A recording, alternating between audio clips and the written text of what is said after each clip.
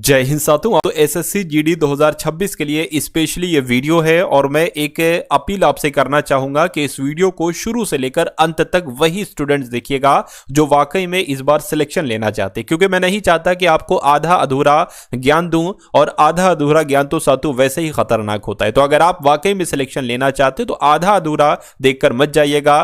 पहले क्वेश्चन से लेकर अंतिम क्वेश्चन साथियों अगर आप देखते हैं तो मेरा मानना है सिलेक्शन आपका पक्के तौर पर निश्चित हो जाएगा। तो ये कुछ साथियों गोल्डन क्वेश्चंस मैं आपके लिए लेकर आया हूं, जैसे कि हिंदी के, जीके, जीएस के, करंट अफेयर के, उसके अलावा रीजनिंग के और मैथ्स के। मेरा मानना है कि अगर आप साथियों इस वीडियो को अंत तक देख लेंगे तो कुछ नहीं आपके 20 नंबर पक्के हो जाएंगे, यानी कि आपके खाते में साथियों 20 नंबर जुड़ जाएंगे, ये समझ लीजिएगा। तो ये एकमात्र क्लास आपके लिए बहुत इंपॉर्टेंट है। इन क्वेश्चंस को आप लोग देखिएगा। अगर आपको पहले से आते हैं तो बहुत अच्छी बात है, अगर नहीं आते, इनके जवाब, इनके आंसर नहीं पता है, तो इन क्वेश्चंस के आंसर को आप लोग तैयार कर लीजिएगा, क्योंकि आपके पेपर में आपको यही क्वेश्चंस देखने को मिलेंगे। चलिए, तो पहला क्वेश्चन आपकी स्क्रीन पर है। कहा जा रहा है कि लिंग की दृष्टि से दही क्या है? दही का स्त्रीलिंग है या पुल्लिंग है?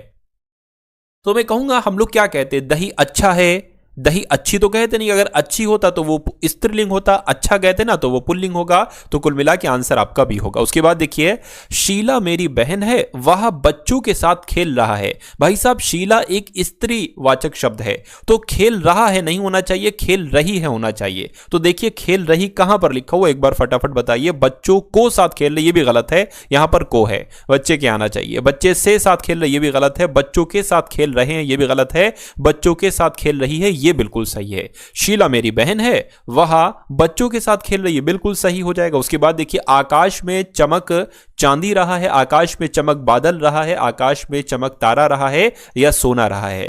तो मैं कह सकता हूं साथियों, यहां पर वैसे होना चाहिए था आकाश में तारा चमक रहा है, यानी कि ये खाली जगह यहां पर ना होकर यहां पर आनी चाहिए थी। कोई बात नहीं। अगला देखिए, योग शब्द का आपसे विलोम पूछा जा रहा है, तो योग का विलोम क्या होगा भाई साहब? योग का विलोम साथियों यहां पर अगर बात करें अयोग्य हो जाएगा। राइट आंसर अगर आपका सी है तो बिल्कुल करेक्ट है। उसके बाद देखिए, यश का साथियों विलोम क्या होता है? तो यश का विलोम होता है अपयश। क्या अपयश होता है यश का विलोम? मौखिक की अगर बात करें तो कैसे सही लिखा जाता है बताइए? ये मौखिक लिखा हुआ, ये मौखिक लिखा हुआ, ये तो गलत है और ये भी गलत है। मैं कहूंगा जो शुद्ध वर्तनी है वो ऑप्शन नंबर ए वाले की है। अगला देखिए, अर्जुन शब्द का आपसे पर्यायवाची पूछा जा रहा है साथियों, क्या हो सकता है? तो अर्जुन का पर्यायवाची पता क्या हो सकता है? धनंजय हो जाएगा अर्जुन का पर्यायवाची। आंसर आपका सी होगा। उसके बाद देखिए, जो जन्म से अंधा हो उसके लिए एक शब्द क्या हो सकता है? तो उसको जन्मांध कहा जा सकता है, जो जन्म से ही अंधा होता है। अगला देखिए, आपसे कहा जा रहा है सातु कि कुबेर का, है ना, कुबेर का पर्यायवाची सातु आपको यहां पर बताने। तो कुबेर का पर्यायवाची भाई साहब क्या हो सकता है, ये एक बार आप लोग बता दीजिए। तो यक्षराज जो होगा ना, ये कुबेर का ही पर्यायवाची होता है। इंपॉर्टेंट क्वेश्चन था, आप लोग याद रखेंगे। उसके बाद देखिए, अगला क्वेश्चन आपकी स्क्रीन पर है। आपसे कहा जा रहा है कि बूढ़ा आदमी अपने जवानी से परेशान है, नहीं, बूढ़ा आदमी अपने बुढ़ापे से परेशान है, ये होना चाहिए, और ये ऑप्शन नंबर बी में लिखा हुआ है। अंग अंग ढीला होना, इस मुहावरे का मतलब क्या होता है? बोलते तो अक्सर हो गया आप लोग के, अंग अंग ढीला हो गया भाई साहब आज तो, लेकिन इसका मतलब क्या होता है? निराश होना, हार जाना, दुखी होना, बहुत ज्यादा थक जाने को कहा जाता है अंग अंग ढीला हो जाना। उसके बाद देखिए, अगला सवाल कह रहे कि जो मोक्ष चाहता है उसके लिए एक शब्द क्या होता है? तो उसको मुमुक्षु कहा जाता है। जो मोक्ष चाहता है उसको मुमुक्षु कहते हैं। अगला देखिए साथियों, आपसे कहा जा रहा है कि दिए गए वाक्य का वह भाग ज्ञात कीजिए जिसमें कोई त्रुटि है ना। हम जानते हैं कि परिश्रम का फल, हम जानते हैं कि परिश्रम का फल सदा ही मीठा होती है। मीठा होती है नहीं, हम जानते हैं कि परिश्रम का फल सदा ही मीठा होता है, ये होना चाहिए। तो होती है की जगह पर होता है होना चाहिए, तो आंसर आपका सी होगा। उसके बाद देखिए, मेरी बस सो गई थी, मेरी बस उड़ गई थी, मेरी बस मर गई थी, या मेरी बस छूट गई थी। तो यहां पर कौन सा शब्द आना चाहिए? रिक्त स्थान को भरने के लिए सबसे उपयुक्त शब्द का चयन करिए। वसंत पंचमी के दिन देवी से पूजा की जाती है, देवी से प्रार्थना की जाती है, देवी से आवाहन किया जाता है या प्रसन्नता की जाती है। तो यहां पर आपको ऑप्शन नंबर बी वाला शब्द आएगा। अंधे के, क्या लिखा हुआ है साथियों? अंधे के लगना, ये क्या लिखा हुआ है? अधूरा क्वेश्चन है साथियों, ऐसा तो नहीं अंधे के हाथ बटेर लगना ये लिखा हो। तो अगर ये लिखा होता तो जवाब साथियों क्या होता? बिना प्रयास के कीमती वस्तु मिल जाना, बिल्कुल सही, यही आपका जवाब होगा। अगला देखिए, इसकी वर्तनी आपको बताने कौन से शब्द की वर्तनी आपको बिल्कुल सही लग रही है। शौकाकुल होता है, नहीं। शौककुल होता है, नहीं। ये शोकाकुल होता है, और शोकाकुल ऑप्शन नंबर सी में लिखा हुआ है। उसके बाद देखिए, अगला क्वेश्चन आपकी स्क्रीन पर है। कह रहे हैं कि आजकल तापमान में तेजा जब हो रही है ना। तो यहां पर अगर बात करें क्या होना चाहिए साथियों, आजकल तापमान में तेजी से इसमें दिक्कत है साथियों, इस सवाल में दिक्कत है तो इसको स्किप कर दीजिए आप। उसके बाद देखिए अगला क्वेश्चन आपकी स्क्रीन पर है, देखिए और बताइए आपका जवाब यहां पर क्या होगा। आपसे कहा जा रहा है कि 326 ईसा पूर्व में सिकंदर और राजा पोरस के बीच युद्ध जो हुआ था वो किस नदी के किनारे पर हुआ था। तो साथियों वो झेलम नदी के किनारे पर हुआ था, ये आपको ध्यान रखना है, आंसर आपका डी होगा। उसके बाद देखिए भगवान महावीर स्वामी की शिक्षाओं के संकलन को क्या कहा जाता है। तो इनकी शिक्षाओं के संकलन को अगम सूत्र कहा जाता है। ये क्वेश्चन इंपॉर्टेंट है, आपको ध्यान रखना है। उसके बाद देखिए अगला की अगर बात करते हैं, प्राचीन काल में बौद्ध काल के दौरान कपिल वस्तु के शासक कौन थे। तो कपिल वस्तु के शासक कौन थे ये आपसे पूछा जा रहा है। तो शाक्य जो थे ना, शाक्य, ये कपिल वस्तु के शासक थे। उसके बाद देखिए 5वीं शताब्दी ईसा पूर्व में लिखा गया पाली कैनन ये किस धर्म का मूल ग्रंथ है। तो ये बौद्ध धर्म का मूल ग्रंथ है। जो पाली कैनन है ना, ये बौद्ध धर्म का मूल ग्रंथ है, ये आपके एग्जाम में आएगा और क्वेश्चन इंपॉर्टेंट है। नालंदा किस धर्म का प्राचीन शिक्षण संस्थान था। तो ये तो बहुत आपसे सवाल पूछा जाता है। तो ये भी साथियों बौद्ध धर्म का एक शिक्षण संस्थान था, नालंदा विश्वविद्यालय। राइट आंसर आपका सी होगा। उसके बाद देखिए संपत्ति के अधिकार को भारतीय संविधान के किस संशोधन द्वारा मौलिक अधिकारों की सूची से हटा दिया गया था। तो क्या आपका जवाब होगा, मैं कहूंगा 44वां संविधान संशोधन के द्वारा साथियों हटा दिया गया था। आंसर आपका सी होगा। उसके बाद देखिए कहा जा रहा है कि निम्नलिखित में से किस राष्ट्र के, क्या लिखा हुआ है साथियों यहां पर अगर बात करें किस राष्ट्र की, ये कुछ नहीं, किस राष्ट्र के संविधान से प्रेरित होकर भारत ने अपने संविधान में नीति निदेशक सिद्धांतों की विशेषता जोड़ी थी। तो ये पता साथियों ये आयरलैंड देश के संविधान से लिए गए थे। क्या नीति निदेशक सिद्धांत जो है ना, ये आयरलैंड देश के संविधान से लिए गए थे। इतनी बात आप लोग याद रखेंगे। भारत के राष्ट्रपति को पद से हटाने के लिए संसद द्वारा कौन सा प्रस्ताव पारित किया जाता है। तो अगर राष्ट्रपति को पद से हटाना होता है तो महाअभियोग प्रस्ताव जो है ना, ये पारित किया जाता है। आंसर आपका डी होगा। उसके बाद देखिए लोकसभा में अविश्वास प्रस्ताव पारित होने पर किसे इस्तीफा देना पड़ता है। यानी कि अगर लोकसभा में अविश्वास प्रस्ताव पारित हो जाता है तो पता पूरी मंत्रिपरिषद इस्तीफा देती है। राइट आंसर आपका सी होगा।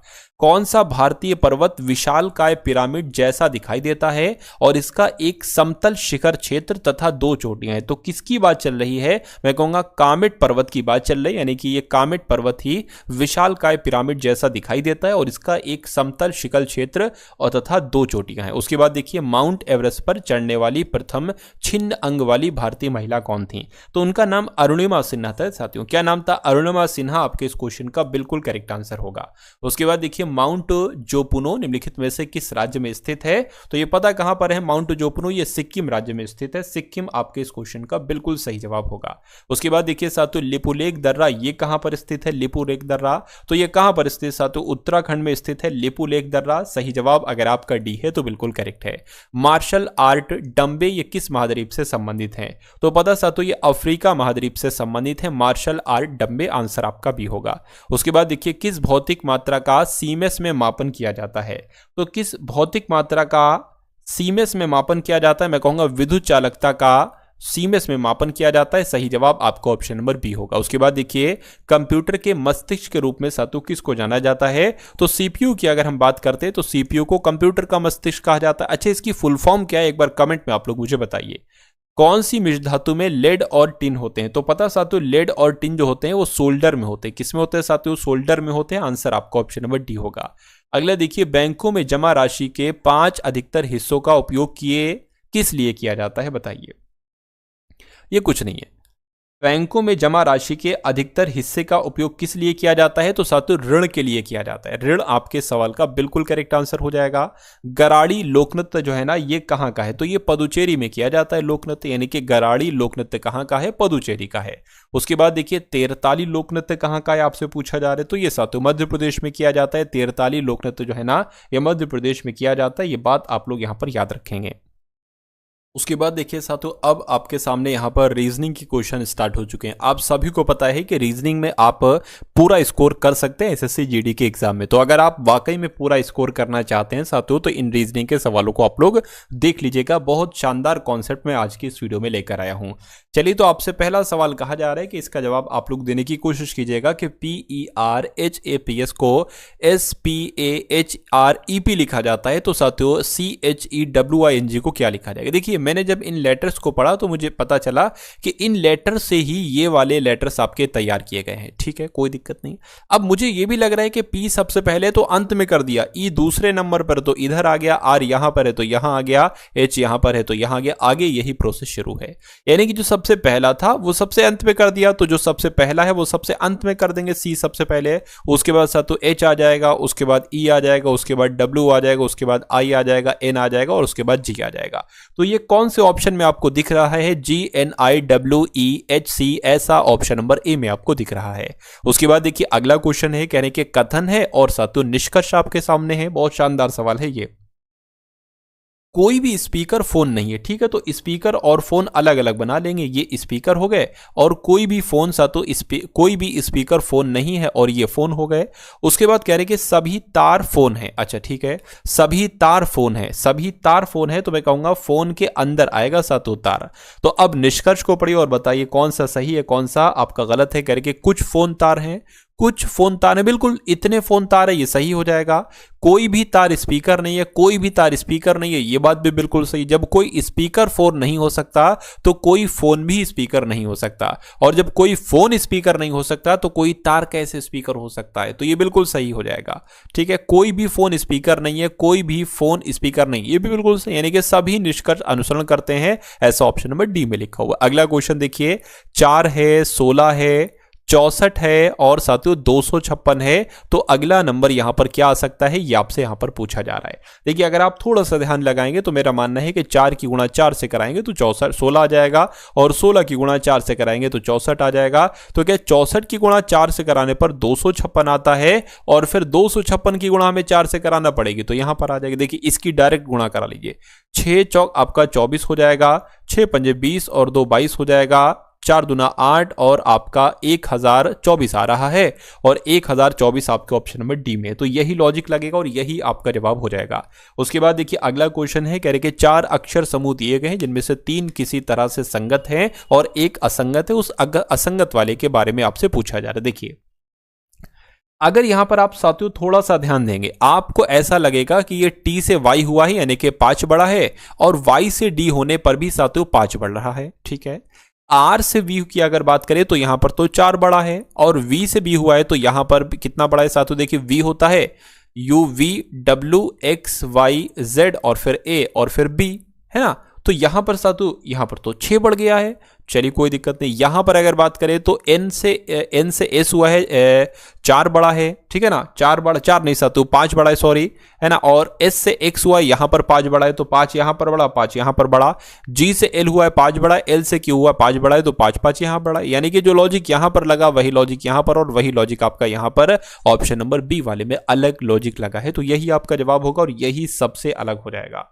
उसके बाद देखिए अगला क्वेश्चन आपकी स्क्रीन पर है, आपसे कहा जा रहा है कि 6 अलग अलग पंक्तियों में एक के बाद एक के क्रम में बैठे हुए लोग हैं, पंकज अल्पेश के। तो 6 लोग कहा जा रहे हैं, एक पंक्ति में बैठे, तो 6 लोग बना लीजिए, 1 2 3 4 5 और 1 6, ये 6 लोग यहां पर बना लिए।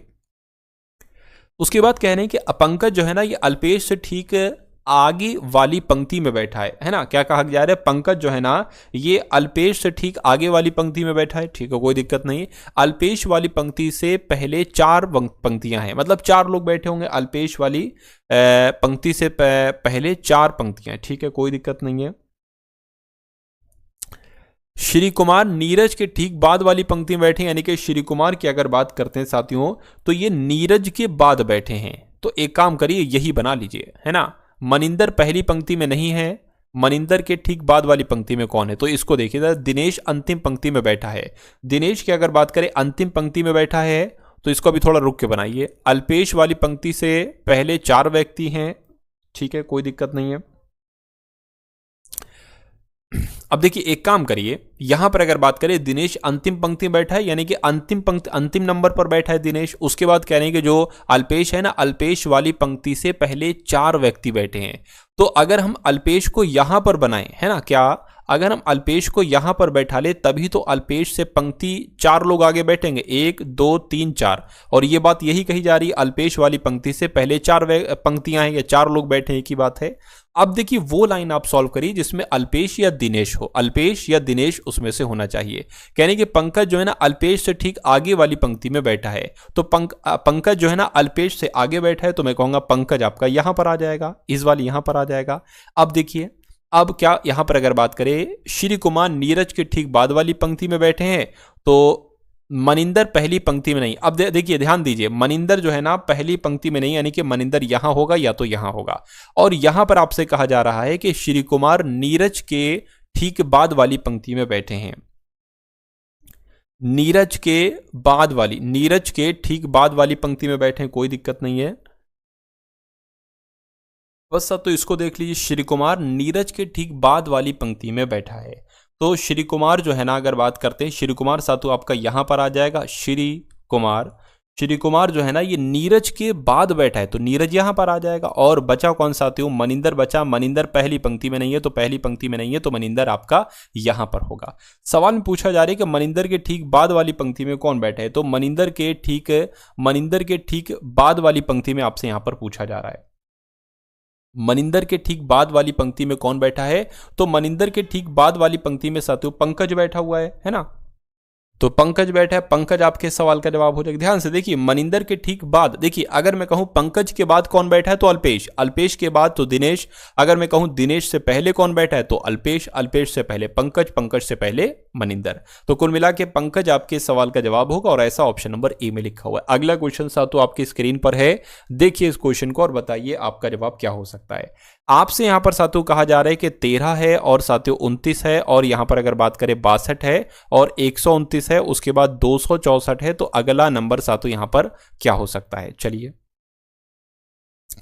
देखिए यहां पर अगर साथियों हम लोग बात करें ना, तो 13 से 29 हुआ है। यहां पर 13 से 29 एक ही तरीके से बन सकता है कि इसकी गुणा आप 2 से कराएंगे, उसके बाद उसमें 3 आप जोड़ देंगे, तो 13 दूना 26, 3 जोड़ेंगे तो 29 हो जाएगा। उसी प्रकार साथियों 29 से 62 जो हुआ है, 29 की गुणा साथियों 2 से कराएंगे और उसमें 4 जोड़ देंगे, है ना, तो ये भी हो जाएगा, क्योंकि 29 दूना 58 होता है, 58 4 62 होता है। उसी प्रकार 62 में अगर हम 2 से गुणा कराएं तो लगभग 124 आ जाएगा, और उसमें हम अगर 5 जोड़ देते तो 129 हो जाएगा। यानी कि अब इसकी गुणा को 2 से कराना है और जोड़ना कितना है, देखिए 3 4 5 तो 6 आ जाएगा।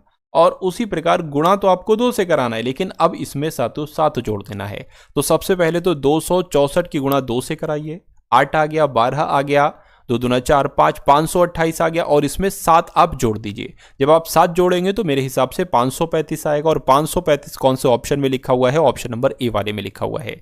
उसके बाद देखिए अगले नंबर का साथियों क्वेश्चन आपकी स्क्रीन पर है, देखिए इस क्वेश्चन को और बताइए आपका जवाब क्या हो सकता है। कह रहे कि एक निश्चित कूट भाषा में ULTRA को क्या लिखा जाता है, 422 444 0362 लिखा जाता है, तो FUMING को क्या लिखा जा सकता है, ये आप लोग बताइए। करिए देखिए अगर आप थोड़ा सा साथियों यहां पर ध्यान देंगे तो यहां पर देखिए U जो है ना वो 21 पर आता है, और 21 का डबल होता है 42, ठीक है। L जो होता है ये 12 पर आता है, और 12 का डबल लिखा हुआ है 24। उसी प्रकार 1 का डबल 2 होता है, 2 लिखा हुआ 18, 18 और 18 पर होता है, 18 का डबल 36 होता है। तो समझ गए साथियों, उसी प्रकार हमें ये करना है, जैसे कि F 6 पर होता है, 6 का डबल साथियों 12 होता है। उसी प्रकार अब देखिए 12 सब में आपको दिख रहा होगा, 3 में दिख रहा है। U होता है 21 पर, 21 का डबल क्या हो जाएगा साथियों 42 हो जाएगा। तो 12 42 कहां पर है, यहां पर नहीं, यहां पर नहीं, यहां पर भी नहीं है, 12 42 ऑप्शन नंबर डी वाले में है। और G 7 पर होता है, 7 का डबल 14 हो जाएगा। तो कॉन्सेप्ट आपकी समझ में आ गया, क्या यहां पर लॉजिक लग रहा था वो आपकी समझ में आ गया, बाकी तो सवाल तो बहुत आराम से हो गया। उसके बाद देखिए अगला क्वेश्चन है, अब देखिए यहां पर अगर बात करें साथियों 9 से यहां पर बनाया गया है 50, ठीक है। उसी प्रकार अगर बात करते हैं, इसको देख लीजिए, 11 से बनाया गया है यहां पर 82, कैसे बनाया गया है, और फिर आपको बताना है कि 14 से कौन सा नंबर बनाया जा सकता है, एक बार मुझे बताइएगा थोड़ा सा ध्यान करके। देखिए वैसे ये 9 अगर 50 की बात करें या 11 और 82 की बात करें, देखिए अगर हम इस 9 में 2 घटाते हैं तो ये 7 आ जाता है, और 7 का स्क्वायर होता है साथियों यहां पर 49, लेकिन ये 49 के आसपास है, तो हमें इसमें 1 जोड़ना पड़ेगा, तो ये नंबर हमें मिलेगा, ठीक है। उसी प्रकार यही लॉजिक जो इसमें लगा है, अगर इसमें लगाते हैं, अगर 42 आ जाता है तो वही लॉजिक हम यहां पर भी फिट कर देंगे। 2 इसमें घटाया था ना हमने, 9 से 7 हुआ, 2 इसमें घटाएंगे 9 आ जाएगा। 9 का स्क्वायर कराएंगे सातों 81 आ जाएगा। अब जैसे इसमें एक जोड़ा था तो इसमें भी एक जोड़िए, एक जोड़ने पर देखिए वही 82 आ गया। तो यही लॉजिक इसमें लगाएंगे, 2 घटाएंगे 14 में से तो 12 आएगा। 12 का स्क्वायर होता है 144, 144 में एक जोड़ेंगे तो 145 आ जाएगा। 145 आपका ऑप्शन नंबर ए में लिखा हुआ है। तो जिनका आंसर ऑप्शन नंबर ए के साथ है तो बिल्कुल करेक्ट है। उसके बाद देखिए अगला क्वेश्चन सातों आपकी स्क्रीन पर है, देखिए इस क्वेश्चन को और बताइए आपका जवाब क्या होगा। अंग्रेजी शब्दकोश के वर्ण अनुक्रम को आपको दर्शाना है। आपको ये बताना है कि सबसे पहले कौन सा सातों आएगा, ये आप लोग एक बार बता दीजिएगा। देखिए अगर हम बात करते हैं सातों, देखिए एच आई यहां पर है, एच ओ तो बाद में आता है, एच आई पहले आता है, तो टी पहले आता है या आर पहले आता है, मैं कहूंगा आर पहले आता है। आर से पहले पी आता है, तो 4 पहले आ जाएगा, 3 उसके बाद में आ जाएगा, फिर 1 आ जाएगा, फिर बचा 2 आ जाएगा। तो 4 3 1 2 कहां पर लिखा हुआ है, 4 3 1 2 आपका ऑप्शन नंबर बी में लिखा हुआ है। तो आपका आंसर जो जाएगा वो ऑप्शन नंबर बी के साथ जाएगा। अगला क्वेश्चन सातों आपकी स्क्रीन पर है, कहा आपसे जा रहा है कि वर्गों के उस समुच्चय का चयन कीजिए जिनके बीच के संबंध को निम्न वेन आरेख के द्वारा सर्वोत्तम रूप से सातों दर्शाया जा सकता है।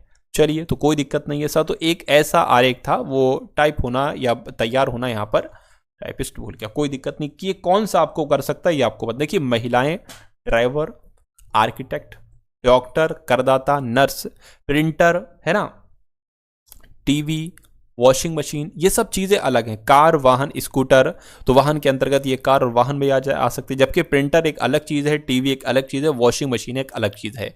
तो ये भी तो सातों अलग अलग ही हैं। तो कुल मिला के इस सवाल का जवाब आपका ऑप्शन नंबर सी होगा। उसके बाद देखिए सातों अगला क्वेश्चन आपकी स्क्रीन पर है, कह रहे कि मालती विवेक की पत्नी के ससुर की बेटी है, ठीक है। अर्पित नीतू का पोता है और जो के दयाल की पत्नी है। विवेक दयाल का इकलौता बेटा है। सुष्मिता मालती की बहन है। विवेक की पत्नी का अर्पित से क्या संबंध होगा, ये आपसे पूछा जा रहा है। देखिए यहां पर सातों हम स्टार्टिंग करते, देखिए मालती विवेक की पत्नी के ससुर की बेटी थोड़ा सा कठिन है, रुक जाइए। अर्पित नीतू का पोता थोड़ा सा कठिन है, रुक जाइए। जो दयाल की पत्नी, ठीक है। विवेक दयाल का इकलौता बेटा, ये सबसे आसान है, तो सबसे पहले इसको कर लीजिए। तो विवेक जो है ना ये दयाल का बेटा है। तो दयाल की अगर हम बात करते हैं सातों, दयाल का बेटे का नाम क्या है, दयाल के बेटे का नाम क्या है सातों, विवेक है, ठीक है। इतनी बात आपकी क्लियर हो गई, दयाल के बेटे का नाम विवेक है।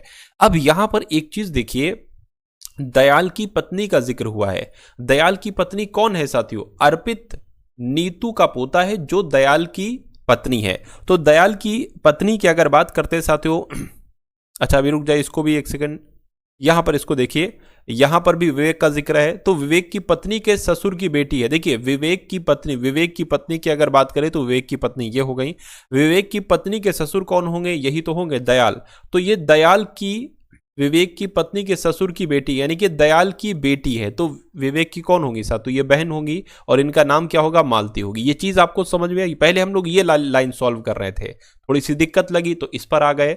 ये समझ में आई साथियों। देखिए दयाल का बेटा विवेक है और कहा गया है विवेक की पत्नी के ससुर की बेटी है। विवेक के पत्नी के ससुर की बेटी कौन है, मालती है, ठीक है। 2 लाइन सॉल्व हो चुकी हैं। देखिए क्या ये सॉल्व हो सकती है अब या नहीं। अगर यहां पर बात करते हैं साथियों, कहा गया है कि अर्पित जो है ना नीतू का पोता है। अर्पित नीतू का पोता है जो कि दयाल की पत्नी है। दयाल की पत्नी कौन हो जाएंगी साथियों, ये दयाल की पत्नी नीतू हो जाएंगी, ठीक है। तो दयाल की पत्नी कौन होगी, नीतू हो गई, यानी कि विवेक की मम्मी हो गई, ठीक है। नीतू का पोता है, अच्छा नीतू का पोता होगा, यानी कि अगर बात करते हैं साथियों तो ये इन दोनों का है ना, इन दोनों का बेटा होगा। इन दोनों का बेटा कौन होगा साथियों, ये आपसे यहां पर कहा गया है अर्पित होगा, ठीक है।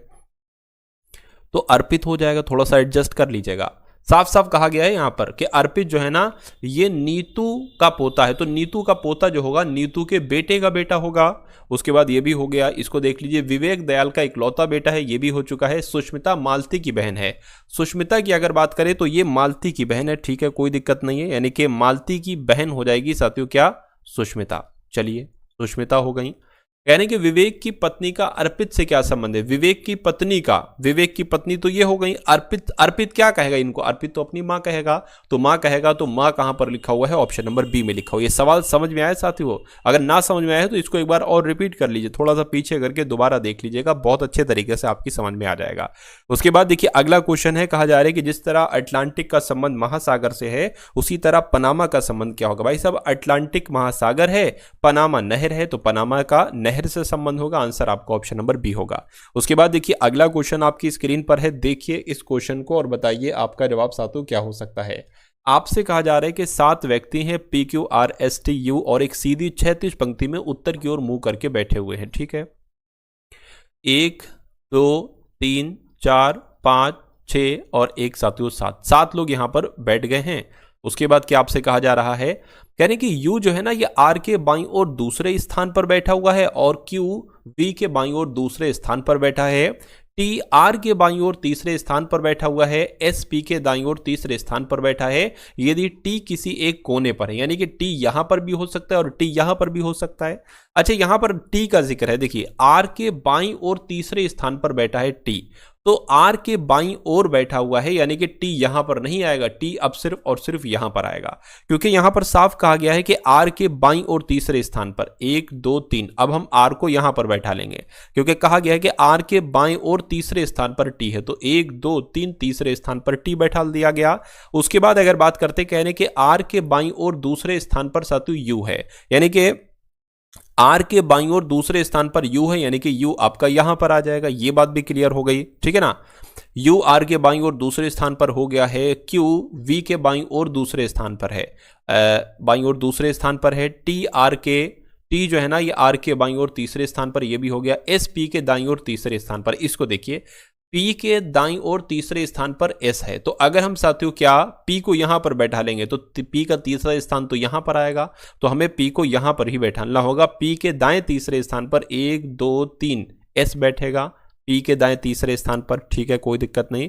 उसके बाद कहा जा रहा था कि Q जो है ना ये V के बाईं ओर दूसरे स्थान पर है, तो V के बाईं ओर V को हम यहां पर बैठा लेंगे क्योंकि V के बाईं ओर दूसरे स्थान पर Q है, तो Q यहां पर आ जाएगा। सातों के साथ लोग बैठ चुके हैं। सवाल में पूछा जा रहा है दूसरे कोने पर कौन बैठा है। यहां पर बताया गया था पहले कोने पर तो T बैठा है, दूसरे कोने पर कौन बैठा है, V बैठा है, तो V आपके सवाल का बिल्कुल सही जवाब हो जाएगा। उसके बाद देखिए अगला क्वेश्चन आपकी स्क्रीन पर है, ये मैं साथियों बना देता हूं आपके लिए। देखिए यहां पर अगर बात करें साथियों, एक लाइन यहां पर, एक लाइन यहां पर है ना, और एक लाइन आपकी यहां पर बन जाएगी। यहां पर आ जाएगा 6, यहां पर 2 आ जाएगा, यहां पर आपका 5 आ जाएगा, यहां पर आपका 3 आ जाएगा और एक यहां पर बन जाएगा बॉक्स जो कि 1 का होगा और एक यहां पर बॉक्स बन जाएगा जो कि 4 का होगा। सवाल आपसे पूछा जा रहा है कि 3 वाले फलक के विपरीत पर क्या है, तो 3 कहां पर है, यहां पर। एक नंबर को छोड़कर विपरीत होता है, तो 3 का विपरीत क्या हो जाएगा, 2 हो जाएगा। अगर आपसे पूछा जाता है 4 का विपरीत क्या होगा, तो 4 का विपरीत 5 होगा। अच्छा मैं आपसे पूछ रहा हूं 1 का विपरीत क्या होगा, तो जरा कमेंट सेक्शन में आप लोग मुझे बताइए 1 का विपरीत क्या होगा, है ना। उसके बाद देखिए अगले क्वेश्चन की अगर बात करें, कहा जा रहा है कि 25 गुणा 3 प्लस 14 माइनस 45 भाग 9 बराबर 65 है। दिए गए समीकरण को सही करने के लिए किन दो संख्याओं को आपस में बदला जाना चाहिए, है ना। चलिए तो अगर हम 14 की जगह पर 28 और 28 की जगह पर 14 रखें तो क्या ये 65 आ सकता है। देखिए 28 है तो 28 की जगह पर 14 आ जाएगा, गुणा 3 का 3 रहेगा, फिर 14 आ गया, 14 की जगह पर 28 हो जाएगा, माइनस 45 हो जाएगा, भाग आपका 9 हो जाएगा, बराबर आपका 65 हो जाएगा। अगर इसको साथ हम सॉल्व करें तो कैसे सॉल्व करेंगे, देखिए 9 से कट होगा 45, 9 पंजे 45 हो जाएगा, 28 आ जाएगा और प्लस आपका कितना 14 3 आपका 42 हो जाएगा। 42 प्लस 28 कितना होता है, यहां पर अगर बात करें 70 होता है। 70 माइनस 5 65 बराबर 65 आ चुका है और 65 आ चुका है, तो यही आपका जवाब हो जाएगा। उसके बाद देखिए अगला क्वेश्चन सा तो आपकी स्क्रीन पर है। आपसे कहा जा रहा है कि ADIJ से ES बनाया गया है, मतलब 4 लेटर से 2 लेटर बना दिए गए। BDGH से क्या बनाया जा सकता है, इन 4 लेटर से कौन से 2 लेटर यहां पर बन सकते हैं। देखिए अगर हम इन दोनों को जोड़ देते, A आता है 1 पर और D आता है 4 पर, तो 1 और 4 होते हैं 5 और E भी तो भाई साहब 5 नंबर पर आता है। उसी प्रकार I आता है 9 नंबर पर, J आता है 10 नंबर पर, तो टोटल 19 हो गए। तो S भी तो साथियों 19 नंबर पर आता है, समझ गए।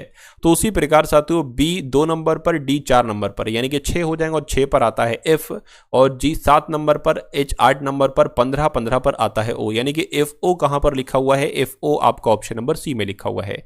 साथियों अगर आपने इस वीडियो को अभी तक लाइक नहीं किया तो लाइक का बटन दबा दीजिए। चैनल पर अगर नए हैं चैनल को सब्सक्राइब करके बेल आइकन पर क्लिक करके ऑल जरूर क्लिक कर लीजिएगा, क्योंकि तभी आपके पास नोटिफिकेशंस के साथ वीडियोस पहुंच पाएंगी, ठीक है ना। चलिए एक निश्चित कोड भाषा में टारगेट को क्या लिखा जाता है साथियों, अगर बात करें UB SHFU लिखा जाता है, FLOW को क्या लिखा जाता है, GMPX लिखा जाता है, उसी कोड भाषा में MACROS को क्या लिखा जाएगा। तो इसमें तो कुछ नहीं है साथ, तो T के बाद U आता है, A के बाद B आता है, T के बाद U आता है, F के बाद G आता है, O के बाद P आता है, यानी कि सब में एक एक बढ़ाना है यहाँ पर।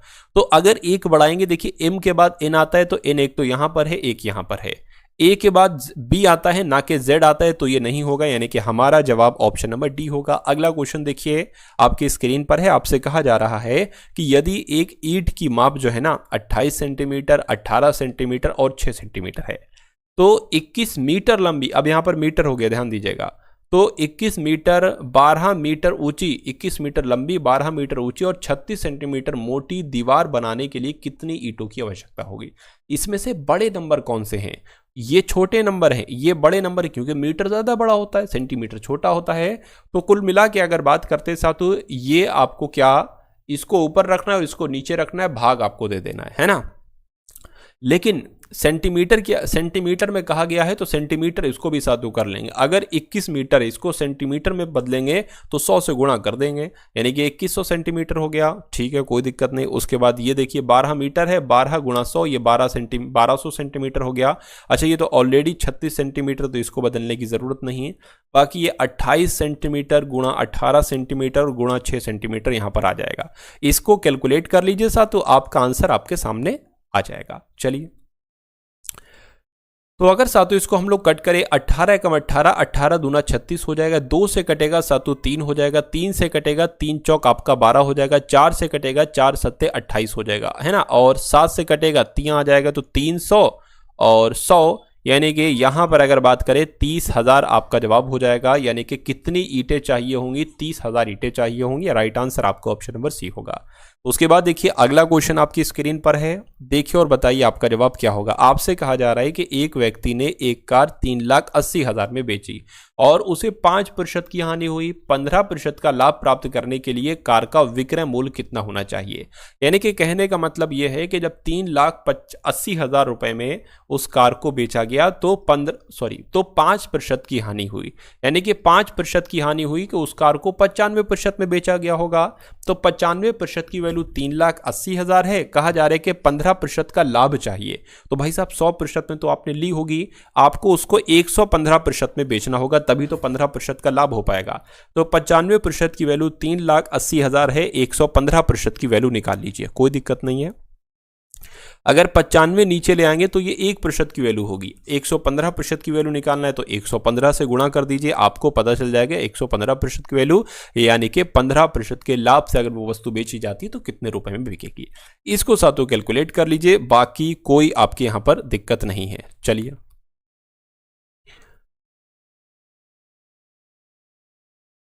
19 से अगर कट करते हैं साथों, 19 पंजे 95 और 19 दूना 38 हो जाएगा। 5 से अगर कट करें तो 5 दूना 10, 5 तिया 15 हो जाएगा, ठीक है ना। अगर बात करते हैं अब 23 दूना 46 हो जाएगा, 46 और ये 4 जीरो इसमें लग जाएंगे, यानी कि 4,60,000 आपका जवाब आ जाएगा। और 4,60,000 कौन से ऑप्शन में, ऑप्शन नंबर सी वाले में है। तो जिनका आंसर ऑप्शन नंबर सी है तो बिल्कुल करेक्ट है। अगला क्वेश्चन आपकी स्क्रीन पर है, देखिए इस क्वेश्चन को और सतही बताइए आपका जवाब क्या हो सकता है।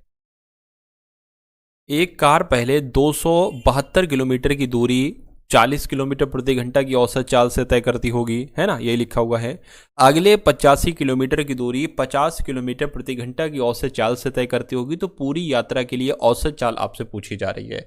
तो औसत चाल सा तो यहां पर आपको बताना है। अच्छा, औसत चाल की अगर बात करें तो औसत चाल की अगर हम लोग यहां पर बात करें तो औसत चाल बराबर क्या होता है, चाल बराबर तो वही होगा ना, दूरी बटे समय।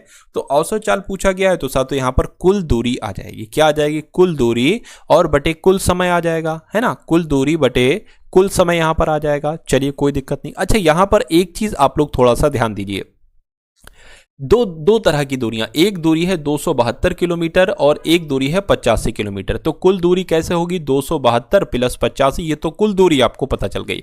अच्छा, अब कुल समय आपको पता करना है, लेकिन समय बराबर क्या होता है, समय बराबर होता है साथियों दूरी बटे चाल, दूरी बटे चाल होता है। तो यहां पर दूरी है और चाल है, तो इनको कैलकुलेट करके पहला समय निकाल लीजिए और फिर इनको कैलकुलेट करके दूसरा समय निकाल लेंगे आप लोग। तो सबसे पहले क्या करेंगे, समय निकालने के लिए 272 बटे 40 25 ये इसको कैलकुलेट करिए और उसके बाद साथियों 85/50 इसको आपको कैलकुलेट करना है। चलिए तो 4 एकम 4, 4 पंज 20, 4 छंग आपका 24 हो जाएगा, 4 छंग 24 हो गया, 3 जाएगा, 4 अट्ठे आपका 32 हो जाएगा, 0 से हटेगा पॉइंट लग जाएगा।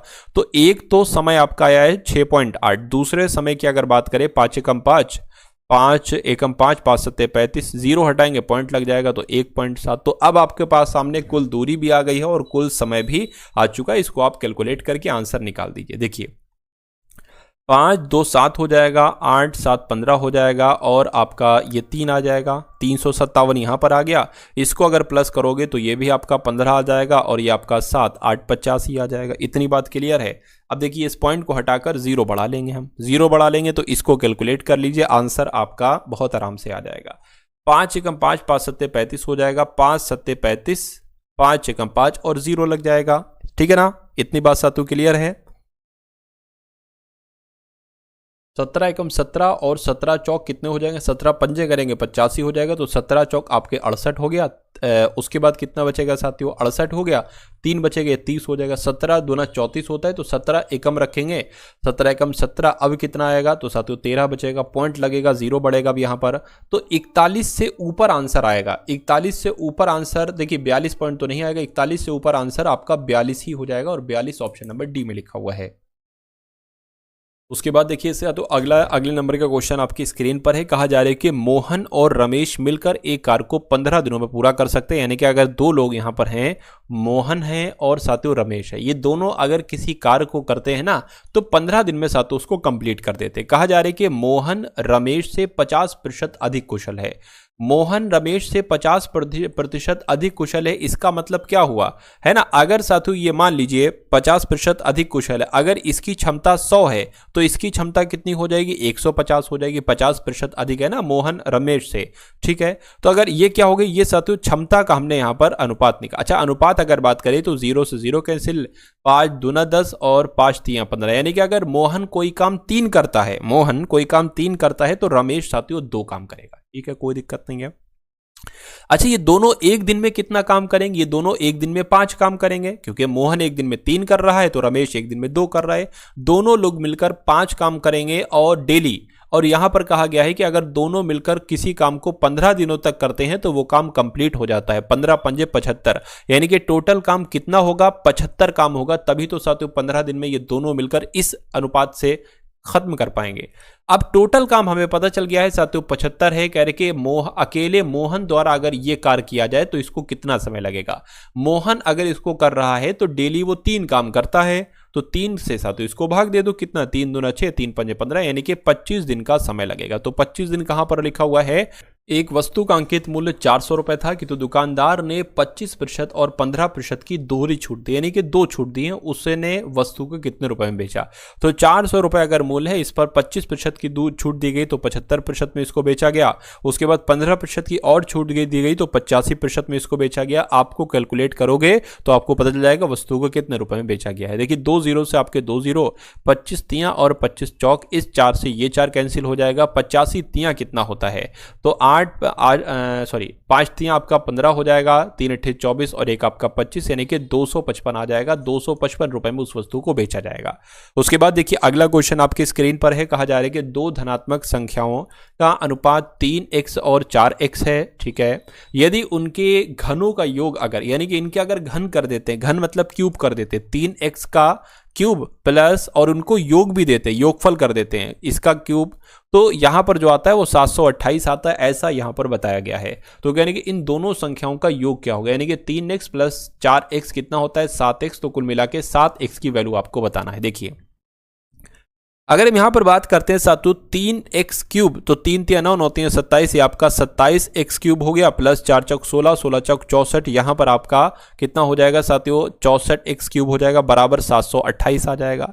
27x cube plus 64x cube दोनों को जोड़ दीजिए तो कितना आ जाएगा साथियों, यहां पर 4 और 7 11 आ जाएगा, और यहां पर ये आपका 7 हो गया 8 9, यानी कि 91x क्यूब हो जाएगा, बराबर 728 हो जाएगा। उसके बाद देखिए x क्यूब बराबर 728 बटे में आ जाएगा, ये पूरा साथियों 91 यहां पर आ जाएगा। इतनी बात क्लियर है, ठीक है ना। चलिए 13 सत्ते 91 हो जाएगा, 13 पंजे 65, 13 छंग ज्यादा हो जाएगा, 13 पंजे 65 रख लीजिए, कितना बचेगा 7 बचेगा, 13 छंग 78 हो जाएगा, 7 अट्ठे आपका 56 हो जाएगा, यानी कि एक्स क्यूब बराबर अगर 8 आ रहा है तो एक्स बराबर साथियों 2 आएगा। क्यों आएगा? क्योंकि देखिए मैं आपको बता देता हूं, एक्स क्यूब और इस 8 को हम लिख सकते हैं 2 का क्यूब लिख सकते हैं ना, क्योंकि 2 का क्यूब 8 होता है, तो क्यूब से क्यूब कैंसिल, देखिए एक्स बराबर 2 आ गया है। तो मैंने आपको बताया था कि इन दोनों संख्याओं का योग पूछा जा रहा है, 3x प्लस 4x 7x होता है, x बराबर 2 आ चुका, यानी कि 7 गुणा 2 कितना हो जाएगा 14 हो जाएगा। और 14 कौन से ऑप्शन में है? 14 सातु आपका ऑप्शन नंबर सी वाले में है। चलिए अगला क्वेश्चन हम लोग देख लेते हैं। देखिए इस क्वेश्चन को और बताइए आपका जवाब क्या हो सकता है। आपसे कहा जा रहा है कि व्यक्ति के वेतन में 15% की वृद्धि की जाती है और उसके बाद 15% की कमी की जाती है, उसके वेतन में हुआ शुद्ध परिवर्तन कितना होगा बताइए। चलिए देखिए, अगर कभी भी किसी व्यक्ति के वेतन में या किसी भी चीज में इतने प्रतिशत की वृद्धि की जाती है और फिर उतने ही प्रतिशत की कमी की जाती है, तो हमेशा साथियों जो उसके वेतन में जो होगी वो कमी होगी। पहली बात तो आपको ये ध्यान रखना है। अच्छा, इसका एक सूत्र होता है साथियों कमी निकालने का, एक्स स्क्वायर बटे 100, एक्स स्क्वायर बटे 100 इसका एक सूत्र होता है। एक्स हम क्या मानते हैं, ये जो सेम नंबर आया है यहाँ पर, ये साथियों एक्स स्क्वायर हो जाएगा, यानी कि सॉरी इसको हम एक्स मान लेंगे, यानी कि 15 गुणा 15 आ जाएगा। इतनी बात साथियों क्लियर है? और नीचे साथियों आपका 100 आ जाएगा। ठीक है, अब देखिए ये क्या आ जाएगा, 225 बटे 100 आ जाएगा। 2 जीरो है तो 2 नंबर के बाद पॉइंट लगेगा, यानी कि 2.25% की हानि होगी। और ऐसा कहां पर लिखा हुआ है? ऐसा आपका ऑप्शन नंबर ए में लिखा हुआ है, और जिनका भी आंसर ऑप्शन नंबर ए है तो बिल्कुल करेक्ट है। अगला क्वेश्चन आपकी स्क्रीन पर है। कहा जा रहा है कि दो शंकुओं की ऊंचाई 2:1 है और उनकी त्रिज्याओं का अनुपात 1:2 है, तो आयतन का अनुपात आपसे यहां पर पूछा जा रहा है, उनके आयतन का अनुपात। यानी कि अगर बात करें शंकु के आयतन की बात चल रही है, क्या चल रही है? शंकु के आयतन की यहां पर साथियों बात चल रही है। तो शंकु के आयतन की अगर बात करें, आपको मालूम होना चाहिए 1/3 पाई आर स्क्वायर एच, ये शंकु का आयतन होता है ना। चलिए कोई दिक्कत नहीं। अच्छा, इनका आपको क्या निकालना है? इनका आपको अनुपात निकालना है। तो एक तो इस वाले पहले शंकु का अनुपात निकालेंगे और दूसरे शंकु का अनुपात निकालेंगे, तभी इनका अनुपात निकल पाएगा। तो हमें दो चीजें चाहिए होंगी, है ना। 1/3 पाई आर स्क्वायर एच ये पहले वाला, और 1/3 पाई आर स्क्वायर एच ये दूसरा वाला। देखिए 1/3 है ना, पाई आ जाएगा, और यहां पर आर क्या है, यानी कि पहले आर की अगर बात करें तो पहला आर त्रिज्याओं का अनुपात 1 हो जाएगा, तो 1 गुणा 1 हो जाएगा। ऊंचाई की अगर बात करें तो ऊंचाई कितनी है साथ, तो ऊंचाई आपकी 2 है, तो 2 हो जाएगा बटे दूसरा अनुपात देखिए 1/3 पाई। अब इसका दूसरा वाला आर क्या है, 2 है, तो 2 गुणा 2 हो जाएगा, 2 गुणा 2 हो गया, और इसकी ऊंचाई क्या है, ऊंचाई साथ तो इसकी 1 है। अब 1/3 से 1/3 कैंसिल, पाई से पाई कैंसिल, ठीक है। यहां पर आपका अब क्या आ गया है, 2/4 आ गया है, तो 1:2 ही तो आपका जवाब हो जाएगा। भाई 2 एकम 2, 2 दूना 4, तो 1:2 आपके सवाल का बिल्कुल सही जवाब है। और ऐसा कहां पर लिखा हुआ है? ऐसा आपका ऑप्शन नंबर सी में लिखा हुआ है। तो जिनका भी आंसर ऑप्शन नंबर सी के साथ है तो बिल्कुल करेक्ट है। तो उसके बाद देखिए साथियों, ये वीडियो का अंतिम क्वेश्चन आपकी स्क्रीन पर है। इस क्वेश्चन को देख लीजिए और बताइए क्या इसका सोल्यूशन कैसे क्या हो सकता है। और ये कॉन्सेप्ट साथियों बहुत इंपॉर्टेंट है आपके लिए। कहा जा रहा है कि एक मिश्र धातु ए है और एक मिश्र धातु बी है, ठीक है, कोई दिक्कत नहीं है। तो एक मिश्र धातु ए है और एक मिश्र धातु बी है, यानी कि ए का जो वजन है साथियों वो कितना है, मैं लिख देता हूं यहां पर 40 किलोग्राम है, ठीक है भैया। ए की अगर बात करें तो 40 किलोग्राम है, और बी की अगर हम बात करते हैं तो 63 किलोग्राम का साथियों इसका वजन है। पहली बात यहां पर क्लियर हो गई। उसके बाद कहा जा रहा है कि अच्छा इन दोनों को मिलाया जाता है क्या? अच्छा ठीक है, इन दोनों को मिला दिया जाता है। कह रहे कि मिश्र धातु ए में लेड और टिन है और इनका अनुपात 2:3 है, यानी कि इसमें दो चीजें हैं, इसमें लेड भी है और साथियों टिन भी है। और लेड का अनुपात अगर 2 है तो टिन का अनुपात यहां पर 3 होगा। उसके बाद इसकी बात आई है मिश्र धातु बी की, इसमें क्या है, इसमें टिन है, इसमें टिन है और क्या है, इसमें तांबा है। इसमें टिन और तांबे का अनुपात 2:5 है, तो अगर टिन 2 है तो तांबा साथियों 5 होगा। तो कह रहे कि नई मिश्र धातु अगर हम इन दोनों को मिला जुला कर मिश्रण कर दे और एक नई मिश्र धातु बनाए तो उसमें टिन की मात्रा कितनी होगी, ये वाला टिन और ये वाला टिन, इसकी मात्रा आपसे पूछी जा रही है।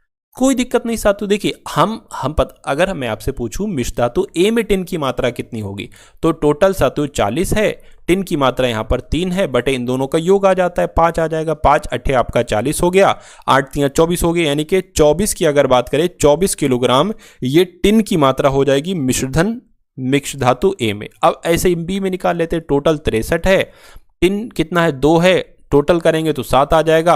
7 नीम आपका 63, 9 दूना 18, यानी कि 18 किलोग्राम साथियों मिश्र धातु बी में टिन की मात्रा है। तो साथियों जोड़ दीजिए, 24 + 18 कितना हो जाएगा, ये आपका अगर बात करें साथियों 44 किलोग्राम हो जाएगा। तो 42 किलोग्राम ये आपकी नई मिश्र धातु में टिन की मात्रा आ जाएगी। और ऐसा कहां पर लिखा हुआ है, ऐसा आपका ऑप्शन नंबर बी में लिखा हुआ। भाई बहुत बढ़िया, वेरी गुड क्लास। चलिए तो कैसी लगी साथियों आपको ये क्लास। उसके अलावा मैं आपको बता देना चाहता हूं, अगर आप चाहते हैं कि एसएससी जीडी में सारे कॉन्सेप्ट आपके क्लियर हो जाएं, मैथ्स के सारे कॉन्सेप्ट आपके क्लियर हो जाएं, रीजनिंग के और सारे कॉन्सेप्ट क्लियर हो जाएं, साथियों हिंदी के और साथियों जीके के, करंट अफेयर के, तो नीचे आपको एक क्रैश कोर्स का लिंक आपको दे रखा है। उस कोर्स को अगर आप देख लेते हैं तो मेरा मानना है कि आपका ये पेपर बड़ा आराम से क्रैक हो जाएगा। तो डिस्क्रिप्शन में लिखा हुआ है एसएससी जीडी 2026 क्रैश कोर्स, उसमें उस पर क्लिक करेंगे तो आपके सामने कुछ चुनिंदा वीडियोस ओपन हो जाएंगी। मैं कहूँगा एक दिन में आप जितनी वीडियो मैक्सिमम देख सकते हैं देख लीजिएगा, उसमें सारे कॉन्सेप्ट सारे बेसिक्स आपके साथों क्लियर हो जाएंगे और फिर आपका एग्जाम जो है ना ये बहुत आराम से क्रैक हो जाएगा। ठीक है ना। अगर आप चाहते हैं कि 70 से 75% करना तो उन सारे क्वेश्चंस को कवर अप आप लोग कर लीजिएगा। ठीक है ना। उसके अलावा साथियों इस वीडियो को लाइक नहीं किया तो वीडियो को लाइक कर दीजिएगा। चैनल पर अगर नए हैं चैनल को सब्सक्राइब करके बेल आइकन पर भी क्लिक करिएगा। डिस्क्रिप्शन में टेलीग्राम और व्हाट्सएप ग्रुप है, उन दोनों ग्रुप्स को भी जाकर ज्वाइन कर लीजिएगा। और कमेंट सेक्शन में साथियों एक जय हिंद का कमेंट आप लोग जरूर कर दीजिएगा। तो मिलते हैं हम सभी लोग आने वाली वीडियो में। जय हिंद साथियों।